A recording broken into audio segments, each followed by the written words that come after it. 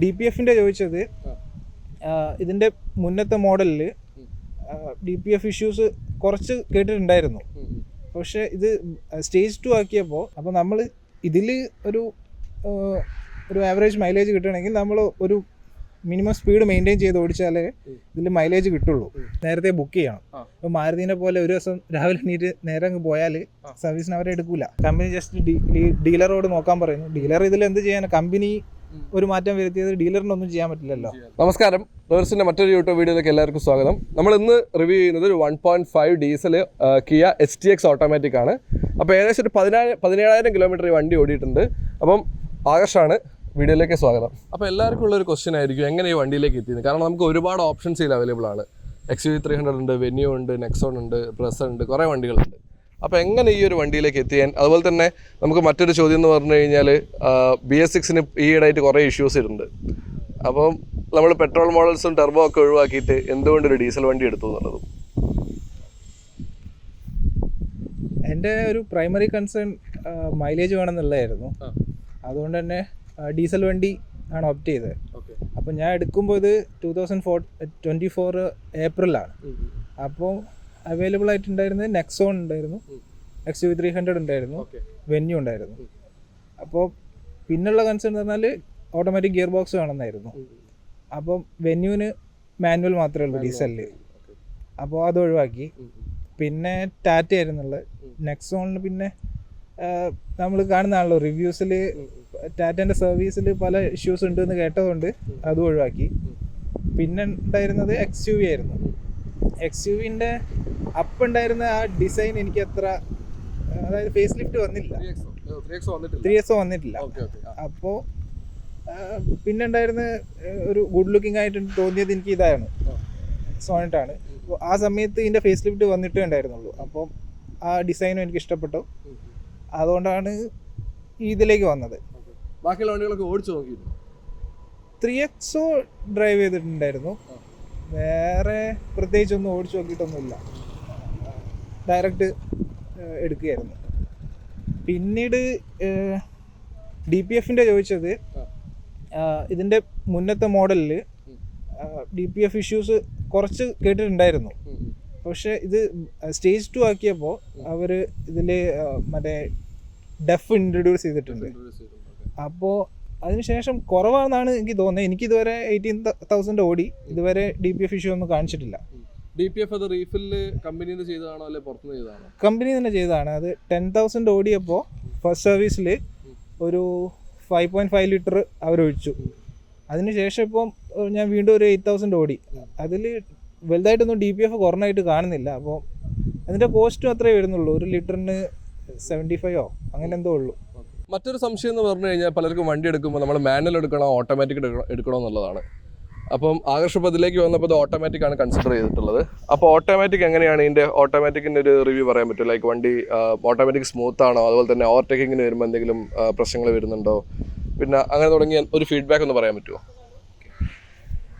അപ്പോൾ ഇതിൽ വരുന്നത് ടോർക്ക് കൺവേർട്ടർ ഗിയർ ബോക്സ് ആണ്, 6 സ്പീഡ് 80 ആണ്. അപ്പോൾ അങ്ങനെ ലാഗ് ഒന്നുമില്ല. ഇത് നമുക്ക് കാല് കൊടുത്താൽ അപ്പോൾ കയറി പോകും. ടോർക്ക് കൺവേർട്ടറിൻ്റെ ഒരു നാച്ചുറൽ എങ്ങനെയാണല്ലോ, അത് AMT-നെ പോലെ ലാഗ് ഒന്നുമില്ല. പിന്നെ ടോർക്ക് കൺവേർട്ടറിൻ്റെ ഒരു ഇഷ്യൂ എന്താ പറഞ്ഞാൽ, ഇഷ്യൂ എന്ന് പറയാൻ പറ്റില്ല, അതതിൻ്റെ നേച്ചർ അങ്ങനെയാണ്. ലോവർ സ്പീഡിൽ എൻജിൻ RPM അങ്ങനെ കൂടി നിൽക്കും. അപ്പം മൈലേജ് കോൺഷ്യസ് ആയിട്ട് ആണ് എടുക്കുന്നതെങ്കിൽ ടോർക്ക് കൺവേർട്ടറിനേക്കാളും നല്ലത് ഇപ്പോൾ XUV-ലൊക്കെ AMT ഗിയർ ബോക്സ് വരുന്നുണ്ട് ഇതിൽ, ഡീസലിൽ തന്നെ. അപ്പം അത് എടുക്കുന്നതായിരിക്കും, അതായത് സ്ലോ മൂവിങ് ട്രാഫിക് ഒക്കെ ആണെങ്കിൽ. അപ്പോൾ നമ്മൾ ഇതിൽ ഒരു ആവറേജ് മൈലേജ് കിട്ടണമെങ്കിൽ നമ്മൾ ഒരു മിനിമം സ്പീഡ് മെയിൻറ്റെയിൻ ചെയ്ത് ഓടിച്ചാലേ ഇതിൽ മൈലേജ് കിട്ടുള്ളൂ. കോൺഷ്യസ് ആയിരിക്കണം, ഇതിൽ കുറച്ചധികം കോൺഷ്യസ് ആയിരിക്കണം, അല്ലെങ്കിൽ മൈലേജ് ഡ്രോപ്പ് ആവും. പക്ഷേ നമ്മളൊരു കോൺഷ്യസ് ആയിട്ട് ഓടിച്ചു കഴിഞ്ഞാൽ ഒരു നോർമൽ ഒരു 15 ഒക്കെ ആവറേജ് ആയിട്ട് കിട്ടും. പിന്നെ ഹൈവേ ഒക്കെ ആണെങ്കിൽ ഹൈവേയിൽ ഇതിൽ നമ്മൾ അതായത് ഒരു 6 സ്പീഡ് 80 ആണല്ലോ ഇത്. അപ്പോൾ ഒരു 80-ൻ്റെ മുകളിൽ പോയാലാണ് ഈ 6 ആറാമത്തെ ഗിയർ എൻഗേജ് ആവുന്നത്. അതിലാവുമ്പോൾ മെക്കാനിക്കൽ കപ്ലിംഗ് ആവും. ഈ ലിക്വിഡ് കപ്ലിംഗ് മാറിയിട്ട് 18 മെക്കാനിക്കൽ കപ്ലിംഗ് ആവും. അങ്ങനെ ആകുമ്പോൾ നമുക്ക് 6 സ്പീഡിൽ ക്രൂസ് ചെയ്യുകയാണെങ്കിൽ നമുക്ക് നല്ല മൈലേജ് കിട്ടും. നമ്മളൊരു ബാംഗ്ലൂരൊക്കെ പോയ സമയത്ത് ഏകദേശം ഒരു 19 ഒക്കെ കിട്ടിയിട്ടുണ്ട്. അപ്പോൾ ഞങ്ങൾ ഇവിടുന്ന് കോഴിക്കോട് നിന്നാണ് ബാംഗ്ലൂർ പോകുന്നത്. അപ്പോൾ അതിൻ്റെ ഇടയ്ക്ക് വയനാട് ഉണ്ട്. അപ്പോൾ അത്രയും ചുരം കയറിയിട്ട് ബാംഗ്ലൂർ എത്തിയപ്പോൾ 19.2 ഒക്കെ ആണ് കാണിച്ചത്. അപ്പോൾ ലോങ് റൂട്ട് ഏറ്റവും കൂടുതൽ ദൂരം പോയിട്ടുള്ളത് പിന്നെ ബാംഗ്ലൂരാണോ, അല്ലെങ്കിൽ അതിൻ്റെ അബോവ് ആയിട്ടുള്ള കിലോമീറ്റർ പോയിട്ടുണ്ടോ? ബാംഗ്ലൂർ ആയിരിക്കും ലോങ് ഏറ്റവും കൂടുതൽ പോയിട്ടുണ്ടാവുക. പിന്നെ ഇവിടെ കൊച്ചി പോയിട്ടുണ്ട്, കണ്ണൂർ. 18,000 ഒരു മാക്സിമം കിലോമീറ്ററും ലോക്കലോട്ടാണ് ഓടിയിട്ടുള്ളത്. 18,000ലും അധികവും ലോക്കലോട്ടാണ്. എന്നാലും അതിൻ്റെ ഒരു ആവറേജ് എനിക്കൊരു 15 ഉണ്ട് ക്ലസ്റ്ററിൽ. ഇപ്പോൾ 15.5 ഒക്കെ ഉണ്ട്. അപ്പം മൈലേജ് വൈസ് നോക്കുമ്പോൾ ഹാപ്പിയാണ്. മൈലേജ് വൈസ് ഞാൻ ഹാപ്പിയാണ്. കോൺഷ്യസ് ആയിട്ട് ഓടിച്ചാൽ മതി. ഈ ഒരു ഏത് ഡ്രൈവിംഗ് മോഡിലാണ് യൂസ് ചെയ്തത്? അതായത് സിറ്റി ഉണ്ട്, എക്കോ ഉണ്ട്, അതുപോലെ തന്നെ സ്പോർട്സ് മോഡും ഉണ്ട്. ഞാൻ യൂസ് ചെയ്യൽ നോർമൽ ഡ്രൈവിംഗ് മോഡിലാണ്. സ്പോർട്സ് അങ്ങനെ യൂസ് ചെയ്യേണ്ട ആവശ്യം വന്നിട്ടില്ല. എനിക്ക് തോന്നി എന്താ പറഞ്ഞാൽ 3 ഡ്രൈവിംഗ് മോഡിലും എൻജിൻ്റെ പവർ സെയിം ആണ്. ആകെ ഈ ത്രോട്ടിൽ റെസ്പോൺസ് മാത്രമാണ് വ്യത്യാസമാകുന്നത്. അപ്പോൾ ഈ സ്പോർട്സ് മോഡിൽ ഇട്ട് കഴിഞ്ഞാൽ എൻജിൻ കുറേ കൂടെ ഹോൾഡ് ചെയ്യും ഗിയർ മാറാൻ വേണ്ടിയിട്ട്. എക്കോയിൽ പെട്ടെന്ന് ഗിയർ മാറുന്ന പോലെ തോന്നിയിട്ടുണ്ട്. ഞാൻ അധികം നോർമലാണ് യൂസ് ചെയ്യാറ്. അത് അഡിക്കേറ്റാണ്. അപ്പം മൈലേജ് നമുക്ക് ആവറേജ് കിട്ടുന്നുള്ളത് ഏകദേശം ഒരു പിന്നെ 15 to 16 ആണ് പറയുന്നത്. അപ്പോൾ അത് ലോക്കലോട്ടാണ് കൂടുതൽ ഓടിയിട്ടുള്ളത്. അപ്പോൾ നമ്മൾ ഈ വണ്ടിയുടെ ഫ്രണ്ട് സൈഡിലേക്ക് വരുമ്പോൾ നമുക്കൊരു LED day time running lamp ഉണ്ട്. പിന്നെ LED നമുക്ക് എന്താ പറയുക, ഹെഡ്ലൈറ്റും കാര്യങ്ങളൊക്കെ LED ആണ് വരുന്നത്. അപ്പോൾ ഇതിൻ്റെ അകത്ത് ഇരിക്കുമ്പോൾ ഒരു വിസിബിലിറ്റി, അതുപോലെ തന്നെ റോഡിൻ്റെ പ്രസൻസ്, പിന്നെ രാത്രി പോകുമ്പോൾ ഇതിൻ്റെ എന്താ പറയുക ലൈറ്റ്, അതിലൊക്കെ ഹാപ്പിയാണോ? അതിലൊന്നും കുഴപ്പമില്ല. റോഡ് വിസിബിലിറ്റി ഒക്കെ നല്ലതാണ്. പിന്നെ ഇതിന് വേറൊരു കാര്യം എനിക്ക് തോന്നിയത്, ഇതിൻ്റെ ഫോഗ് ലൈറ്റ് ആണെങ്കിലും ഹെഡ്ലൈറ്റ് ആണെങ്കിലും രണ്ടും LED ആണ്. അപ്പം നല്ല മഴയുള്ള സമയത്തോ ഒക്കെയാണ് നമ്മൾ പുറന്നെങ്കിൽ, പ്രൊജക്ടർ അല്ല, നോർമൽ LED ആണ്. പക്ഷേ അപ്പോൾ എനിക്ക് വെളിച്ചമില്ലാത്ത പോലെ തോന്നുന്നു. നോർമൽ ആണെങ്കിൽ കുഴപ്പമില്ല, മഴയുള്ള സമയത്തൊക്കെ വെളിച്ചമില്ലാത്ത പോലെ തോന്നുന്നുണ്ട്. ഹയർ എൻഡിലും സെയിം തന്നെയാണ്. അതിലും എനിക്ക് തോന്നുന്നു ഇതിൻ്റെ പൊസിഷൻ മാറുന്നുണ്ട് ഈ ഫോഗ് ലാമ്പിൻ്റെ. പക്ഷെ അതും LED ആയിരുന്നു. പക്ഷേങ്കിൽ ഇതിൻ്റെ ഫേസ് ലിഫ്റ്റിൻ്റെ മുന്നേ വന്നിട്ടുണ്ടായിരുന്ന മോഡലിൽ ഫോഗ് പ്രൊജക്ടറാണ്, പക്ഷെ അത് യെല്ലോ ലൈറ്റും ആയിരുന്നു. കുറച്ചുകൂടെ വിസിബിലിറ്റി ഉണ്ടായിരുന്നു എന്നാണ് എനിക്ക് തോന്നുന്നത്. അതൊരു കൺസേൺ ആണ്. പക്ഷേ ഇതൊരു 18,000 കിലോമീറ്റർ ഓടിയല്ലോ. അപ്പം കുറേ പേർക്കുള്ള ഒരു സംശയമായിരിക്കും, ലൈക്ക് സർവീസ് എങ്ങനെയുണ്ട്? കിയ എന്ന് പറഞ്ഞു കഴിഞ്ഞാൽ റിലേറ്റീവ്ലി ഇന്ത്യൻ മാർക്കറ്റിലെ ഒരു പുതിയ ഒരു ബ്രാൻഡാണ്. ഇവൻ ദോ ഹ്യുണ്ടായി ആണ് അതിൻ്റെ മദർ കമ്പനി എങ്കിലും സർവീസിൻ്റെ കാര്യത്തിൽ ആൾക്കാർക്ക് ചെറിയൊരു ഡൗട്ടും കാര്യങ്ങളൊക്കെ ഉണ്ടാവും. ഇപ്പം ഈവൻ കോഴിക്കോടാണെങ്കിൽ തന്നെ എനിക്ക് തോന്നുന്ന ആകെ ഒരു കമ്പനി ഒരു സർവീസ് ഷോറൂമേ ഉള്ളൂ. അപ്പം അതിലെങ്ങനെയാണ് ഈ സർവീസിൻ്റെ കാര്യത്തിൽ വരുമ്പോൾ ഹാപ്പിയാണോ, അല്ലെങ്കിൽ സർവീസ് സൈഡിൽ എന്തെങ്കിലും ഇഷ്യൂസും കാര്യങ്ങളൊക്കെ നേരിട്ടിട്ടുണ്ടായിരുന്നോ? ഇതുവരെ സർവീസിലൊന്നും വേറെ ഇഷ്യൂ ഒന്നുമില്ല. ആകെയുള്ളൊരു ഇതെന്ന് പറഞ്ഞാൽ നമ്മൾ പ്ലാൻ ചെയ്യണം. അതായത് അത്രയും വണ്ടി ഇവർക്കുള്ളതിനെ കൊണ്ട് നമ്മൾ ആപ്പ് ഉണ്ട്, അതിൽ കയറിയിട്ട് നേരത്തെ ബുക്ക് ചെയ്യണം. ഇപ്പോൾ മാരുതിനെ പോലെ ഒരു ദിവസം രാവിലെ എണീറ്റ് നേരെ അങ്ങ് പോയാൽ സർവീസിന് അവരെ എടുക്കൂല. അതുകൊണ്ട് ഒന്ന് പ്ലാൻ ചെയ്തിട്ട്. അപ്പോൾ സപ്പോസ് നമുക്ക് എന്തെങ്കിലും കംപ്ലൈന്റ് ഒക്കെ വന്നിട്ട് നമ്മൾ വണ്ടിയും കൊണ്ട് അങ്ങോട്ട് പോവുകയാണെങ്കിൽ അവർ റിസീവ് ചെയ്യുമോ? അവർ റിസീവ് ചെയ്യും, പക്ഷേങ്കിൽ അന്ന് കിട്ടുമെന്നൊന്നും പറയാൻ പറ്റില്ല. അതായത് മുന്നിൽ കയറിയ വണ്ടികളൊക്കെ സർവീസ് കഴിഞ്ഞ ശേഷമേ നമ്മൾ നോക്കുന്നുണ്ടാവുള്ളൂ. അപ്പോൾ ആ ഒരു ഇതുണ്ട്. പിന്നെ അവരിപ്പോൾ വീണ്ടും സർവീസ് സെൻറ്റേഴ്സ് തുടങ്ങുന്നുണ്ട് എന്നൊക്കെയാണ് പറയുന്നത്. ഇതുവരെ ഒന്നും ആയില്ല, വന്നു കഴിഞ്ഞാൽ റിസോൾവ് ആവുമായിരിക്കും. പിന്നെ സർവീസ് കോസ്റ്റ് എനിക്ക് ഫസ്റ്റ് സർവീസ് ആയിരുന്നല്ലോ, ഫസ്റ്റ് സർവീസിന് അത്രേ വന്നിട്ടുള്ളൂ. എൻജിൻ ഓയിൽ ചേഞ്ച് ഉണ്ടായിരുന്നു, അപ്പോൾ ഓയിൽ ചേഞ്ചിൻ്റെ ഒരു പൈസയെ വന്നിട്ടുള്ളൂ. പിന്നെ വീൽ അലൈൻമെൻറ്റ് ഞാൻ സർവീസ് സെൻ്ററിൽ നിന്ന് ചെയ്യിക്കാറില്ല. വീൽ അലൈൻമെൻറ്റ് എങ്ങനെയാണ്? ലൈക്ക് അലൈൻമെൻറ്റ് മാത്രമാണോ, അല്ലെങ്കിൽ ബാലൻസിങ് റൊട്ടേഷൻ ഒക്കെ ചെയ്യാറുണ്ടോ? ഞാൻ എല്ലാം കൂടെ ആണ് ചെയ്യാറ്. അലൈൻമെൻറ്റ്, ബാലൻസിങ്, റൊട്ടേഷൻ കൂടെ 5,000 കിലോമീറ്റേഴ്സ് കൂടുമ്പോൾ ചെയ്യുന്നുണ്ട്. അപ്പോൾ അത് കമ്പനിയിൽ നിന്ന് ചെയ്യുന്നതും പുറത്തുനിന്ന് ചെയ്യുന്നതും തമ്മിൽ എന്തെങ്കിലും കോസ്റ്റിൽ എന്തെങ്കിലും ഡിഫറൻസ് ഉണ്ടോ? കമ്പനിയിൽ നിന്ന് എനിക്ക് തോന്നുന്നു, ഞാൻ ചെയ്തിട്ടില്ല, എനിക്ക് തോന്നുന്നു കോസ്റ്റ് കൂടുതലായിരിക്കും എന്ന്. ഇത് എനിക്ക് സൗകര്യപ്പെടുമ്പം ഏകദേശം ടൈം ആകുമ്പോൾ ഞാനങ്ങ് പോയി ചെയ്യാറാണ്. അങ്ങനെയാണ്.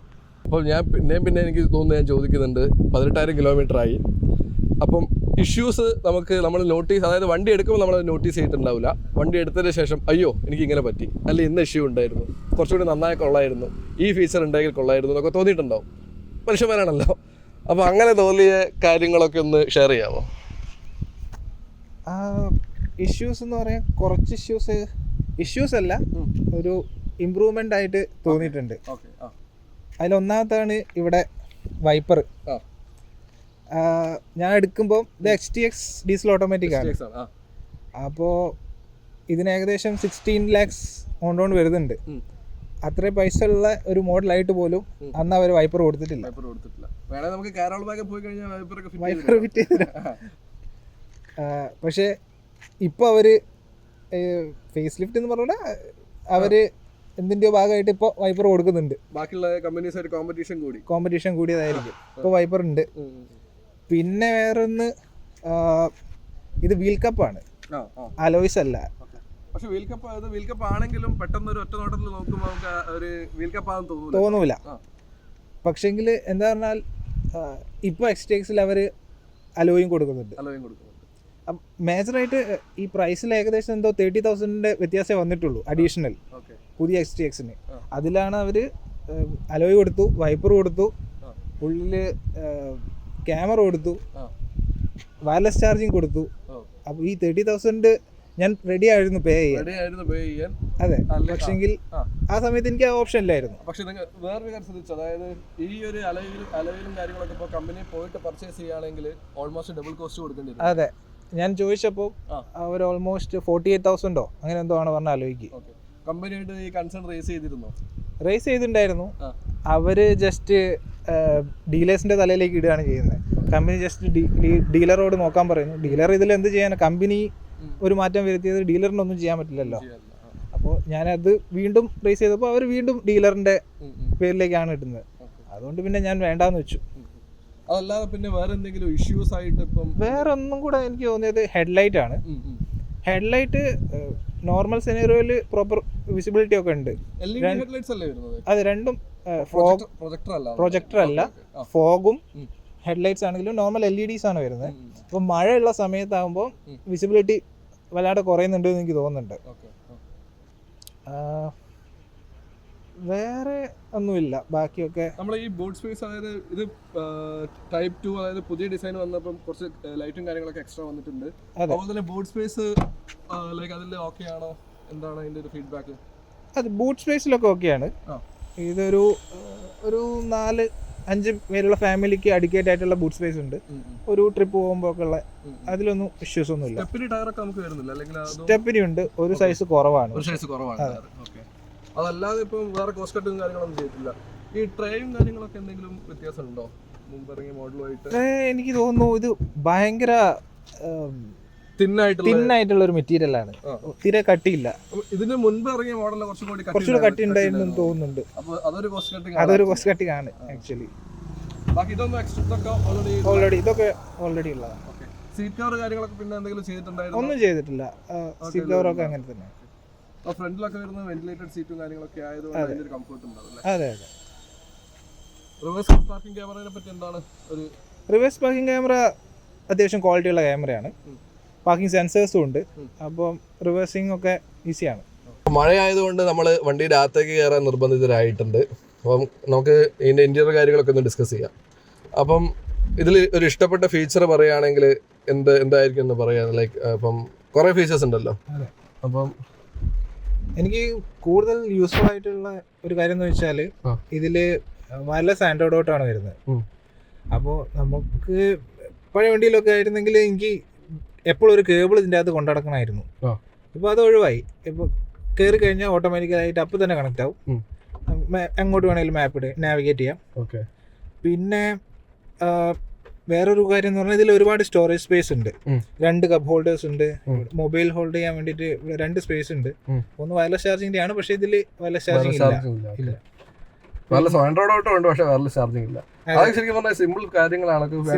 നമ്മൾ ആ എന്തായാലും ഈ ഒരു എമൗണ്ട് നമ്മൾ ചെലവാക്കുന്നുണ്ട്, അവർക്ക് ഇത് കൊടുക്കാവുന്നതേ ഉള്ളൂ. ഞാൻ പറഞ്ഞില്ല നേരത്തെ, ഇപ്പം HTXൽ ഇതൊക്കെ അവർ കൊടുക്കുന്നുണ്ട്.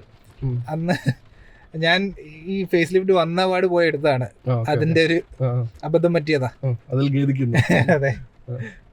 പിന്നെ ഇതിൽ പിന്നെ കുറേ അതായത് ചെറിയ ചെറിയ ഫീച്ചേഴ്സ് ഉണ്ട്. അതായത് ഇപ്പോൾ നമ്മൾ വണ്ടി ഓഫാക്കി എവിടെയും കൊണ്ടുവച്ച് നിർത്തി വണ്ടി ഓഫാക്കി കഴിഞ്ഞാൽ ഡ്രൈവറിൻ്റെ ഡോറ് തുറക്കുന്നവരെ നമുക്ക് എല്ലാ വിൻഡോസും കൺട്രോൾ ചെയ്യാൻ പറ്റും. ഓക്കെ. പിന്നെ നമ്മൾ ലോക്ക് ഡ്രൈവറിൻ്റെ എല്ലാ ഇതും ലോക്കാണെന്ന് വെച്ചോ, എല്ലാ ഡോറും ലോക്കാണെങ്കിലും പെട്ടെന്ന് പുറത്തിറങ്ങണമെങ്കിൽ ഡ്രൈവറിൻ്റെ ഡോറ് തുറന്നു കഴിഞ്ഞാൽ ഓട്ടോമാറ്റിക്കലി അൺലോക്ക് ആവും. നമ്മൾ മാനുവലി അൺലോക്ക് ചെയ്യേണ്ട ആവശ്യമില്ല. ജസ്റ്റ് ഹാൻഡിൽ പിടിച്ച് വലിച്ചാൽ തന്നാലെ അൺലോക്ക് ആവും. പിന്നെ വെന്റിലേറ്റഡ് സീറ്റ്സ് യൂസ്ഫുൾ ആണോ? അതെ, ഈ നമ്മളെ വെയില് എന്ന് പറഞ്ഞാൽ എക്സ്ട്രീം വെയിലാണല്ലോ, അത് ആ സമയത്ത് നല്ല യൂസ്ഫുൾ ആയിട്ടുള്ള ഒരു കാര്യമാണ് വെന്റിലേറ്റഡ് സീറ്റ്സ്. ഇതൊരു ഓവർ റേറ്റഡ് ഫീച്ചർ അല്ലേ ശരിക്കും? ഇത് യൂസ് ചെയ്യാറില്ല. ഫോട്ടോ എടുക്കാനോ യൂസ് ചെയ്തിട്ടുണ്ടോ?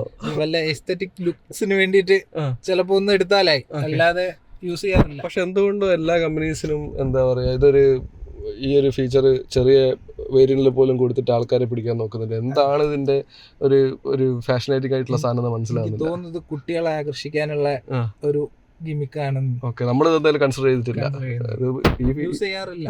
ശരിക്കും പറഞ്ഞാൽ ഇതിലും നല്ല ഫീച്ചറൊക്കെ ഈ വയർലെസ് പിന്നെ ചാർജിങ്ങും കാര്യങ്ങളൊക്കെ അല്ലേ. 80,000 കിലോമീറ്റേഴ്സ് നമ്മൾ ഇതിൽ ഓടിയിട്ടുണ്ട്. അപ്പം ഇതിൻ്റെ ഒരു റൈഡ് ഹാൻഡ്ലിങ്ങും അതുപോലെ തന്നെ സ്റ്റിയറിങ്ങും ഫീഡ്ബാക്കും കാര്യങ്ങളൊക്കെ ഒന്ന് പറയാൻ പറ്റുമോ? റൈഡ് ആക്ച്വലി കുറച്ച് സ്റ്റിഫാണ്. അത് ഇവരെനിക്ക് തോന്നുന്നു ഹൈ സ്പീഡ് സ്റ്റെബിലിറ്റിക്ക് വേണ്ടി ചെയ്തതാണ്. ടോപ്പ് സ്പീഡ് എത്ര വരെ പോയിട്ടുണ്ട്? ടോപ്പ് സ്പീഡ് ഒരു അങ്ങനെ ലോങ് ഒന്നും പോയിട്ടില്ല. ചിലപ്പോൾ ബാംഗ്ലൂർ പോയപ്പോൾ 130 ഒക്കെ പോയിട്ടുണ്ടാവും. പിന്നെ ബാക്കിലെ സസ്പെൻഷൻ ആണെങ്കിലും കുറച്ച് സ്റ്റിഫാണ്. അത് നമുക്ക് വണ്ടിയിൽ ലോഡില്ലെങ്കിൽ അത്യാവശ്യം അറിയാൻ ഉണ്ട്. അതുപോലെ തന്നെ ബാക്കിൽ 3 പാസഞ്ചേഴ്സിന് ഇവിടെ ഫ്രണ്ടിൽ നമ്മളുടെ ഈ മിഡിൽ ഇത് വരുന്ന ടണൽ വരുന്നോണ്ടും അല്ല, സീറ്റിന് അത്രേ വിട്ടുള്ളൂ. എന്നെ പോലുള്ള 3 ആൾക്കാരാണെങ്കിൽ 3 ആൾക്കാർക്കൊന്നും ഇരിക്കാൻ പറ്റില്ല. പിന്നില് കംഫർട്ടബിൾ ആയിട്ട് ഇരിക്കാൻ പറ്റില്ല, ഇരിക്കാം, പക്ഷെ നടുവിലുള്ള ആള് നല്ലോണം കോംപ്രമൈസ് ചെയ്യേണ്ടി വരും. ലെഗ് സ്പേസ് കുറവാണെന്നാണോ പറയുന്നത്? ലെഗ് സ്പേസിന്റെ അല്ല, സീറ്റിന്റെ വിട്ടാ പറയുന്നത്. സീറ്റിന്റെ ലെഗ് സ്പേസ് കുഴപ്പമില്ല, ലാവിഷ് അല്ല, എന്നാലും അഡിക്വേറ്റ് ആയിട്ടുണ്ട്. പക്ഷെ ഞാനതിപ്പോൾ ഫുൾ ഹൈറ്റിൽ ഇടുകയാണെങ്കിൽ ആക്ച്വലി എൻ്റെ മുടിയൊക്കെ അവിടെ തട്ടാനായിട്ടുണ്ട്. തട്ടും, ഫുൾ ഹൈറ്റിൽ അങ്ങനെ ഉണ്ടാവും.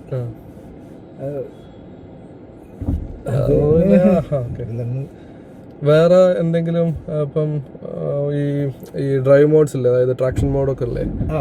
ഡ്രൈവ് മോഡ്സ് ട്രാക്ഷൻ മോഡിലൊക്കെ നമ്മൾ ഞാൻ യൂസ് ചെയ്തിട്ടില്ല. ഓക്കെ, അത് എന്താ അറിയില്ല, ഐസ് സ്നോ എന്നൊക്കെ കാണിക്കുന്നുണ്ട്. നമ്മളിവിടെ സ്നോയും കാര്യങ്ങളൊന്നും ഇല്ല. ഡ്രൈവ് മോഡ്സ് ഞാൻ യൂസ് ചെയ്തിട്ടുണ്ട്. അപ്പം സ്റ്റിയറിംഗ് ആ സമയത്ത് എന്തെങ്കിലും സ്റ്റിയറിംഗിൽ എന്തെങ്കിലും വ്യത്യാസം ഉണ്ടോ? സ്റ്റിയറിംഗ് വ്യത്യാസമുണ്ട്. ഡ്രൈവ് മോഡ്സ് സ്പോർട്സിലാകുമ്പോൾ സ്റ്റിയറിംഗ് നന്നായിട്ട് സ്റ്റിഫ് ആവുന്നുണ്ട്. നോർമലാണ് ഞാൻ സാധാരണ യൂസ് ചെയ്യാറ്. നോർമലില് സ്മൂത്ത് ആണ് സ്റ്റിയറിംഗ്. പിന്നെന്താ, വേറെ എന്തെങ്കിലും നമ്മൾ പറയാൻ വിട്ടുപോയിട്ടുണ്ടോ, അല്ലെങ്കിൽ എന്തെങ്കിലും കാര്യങ്ങൾ ആഡ് ചെയ്യാനുണ്ടോ?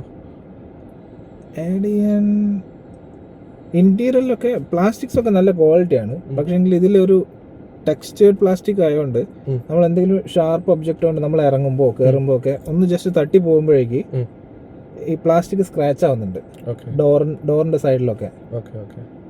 അത് ഈ ടെക്സ്റ്റൈൽ പ്ലാസ്റ്റിക് ആയതുകൊണ്ടുള്ളതാണെന്ന് തോന്നുന്നു. പക്ഷെ പ്ലാസ്റ്റിക് ഒക്കെ നല്ല ക്വാളിറ്റി പ്ലാസ്റ്റിക് ആണ്. വേറെ ഇത്രയൊക്കെ ഉള്ളൂ. മഴ പെയ്തപ്പോഴാണ് നമുക്ക് ഇതിന്റെ മറ്റൊരു കോൺസെപ്റ്റ് മനസ്സിലായത്. അതൊന്ന് ആകർഷണം എക്സ്പ്ലെയിൻ ചെയ്ത് കൊടുക്കുക. ഇത് എന്താണെന്നറിയില്ല, ഈ ഹെഡ്ലൈറ്റിൻ്റെയും ഫോഗിൻ്റെ അകത്ത് ഒരു ഹ്യൂമിഡിറ്റി എന്തോ വരുന്നുണ്ട് ഉള്ളിൽ, നമുക്ക് നോക്കിയാൽ കാണാം. കംപ്ലൈൻറ്റ് ചെയ്തില്ല, ഞാൻ ഓൺലൈൻ ഫോറത്തിലൊക്കെ നോക്കിയപ്പോൾ ഇത് എല്ലാ വണ്ടിക്കും ഉണ്ട്, ഒന്നും ചെയ്യാനില്ല. അപ്പോൾ പിന്നെ ഞാൻ ഒന്നും ചെയ്തില്ല. അപ്പോൾ ഈ ഒരു വീഡിയോ എല്ലാവർക്കും ഇഷ്ടമായതെന്ന് കരുതുന്നു. അപ്പോൾ നമ്മളുടെ പേജ് ലൈക്ക് ചെയ്യുക, ഷെയർ ചെയ്യുക, സബ്സ്ക്രൈബ് ചെയ്യുക. അപ്പം ഇത്രയും കാര്യങ്ങൾ നമ്മളുടെ ഈ ചാനലിൽ ഷെയർ ചെയ്തതിന് താങ്ക് യു.